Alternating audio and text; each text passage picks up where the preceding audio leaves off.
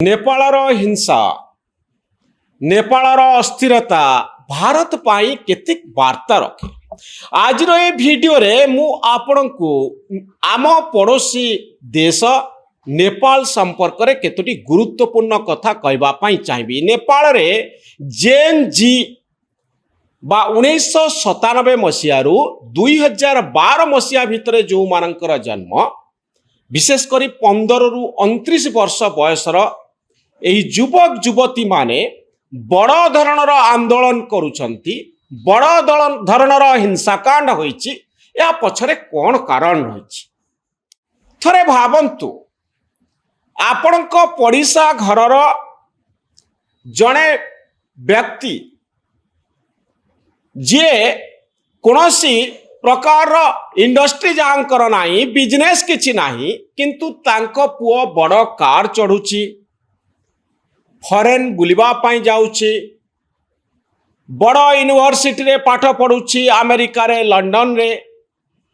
आउ से जने प्रभावशाली व्यक्ति कोठु टंका आसुची से कथा केही जानी पारंती नाही। आपणक भितरे भी संदेह हबो, आपणक भितरे भी गोटे धारणा हबो ए माने केमिति टंका कमाउचंती, मु काहे की करि पारिबि नाही। बड़ धरणर व्यतिक्रम देखा देइछि नेपाल रे।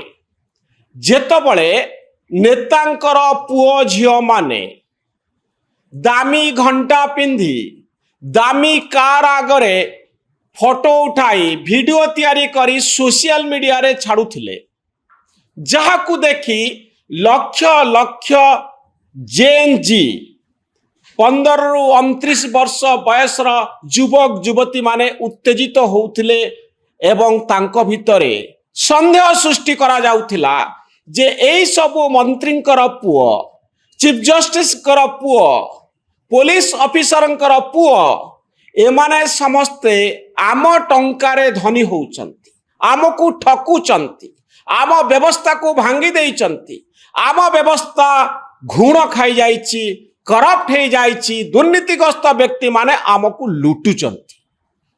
एई भली एक धारणा सृष्टि हला जेतबळे सोशल मीडिया रे, टिकटॉक रे, अन्य प्लेटफॉर्म रे एमाने केते धनी बोली देखई हेले।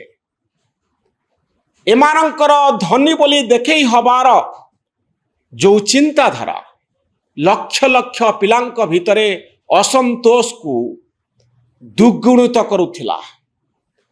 मन भितरे विक्षोभ, मन भितरे क्षोभ सृष्टि होउथिला जे आमे उपेक्षित काहेकि।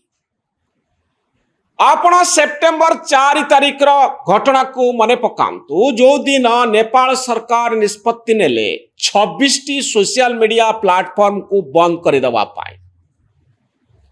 सोशल मीडिया आम जीवन गोटे अंग बनी जाइछि। सकाळो राति पाइले आमे इंस्टाग्राम देखुचे, फेसबुक देखुचे, एक्स देखुचे, टिकटॉक देखुचे। जदियो आम देश रे टिकटॉक नहीं, आगुरु थिला, किंतु नेपाल रे हठात 26टी प्लेटफॉर्म को बंद कर दिया गला। आउ जेन जी बा एई युवक युवती माने एमाने भाबिले बोध हुए सरकार जानी सुनी करप्शन को लुचेबा पाई, दुर्नीति को लुचेबा पाई आम मानक उपरे एई भली अत्याचार करुचंती। कारण सेतबेले को आउ गोटे घटना घटी सारिथिला।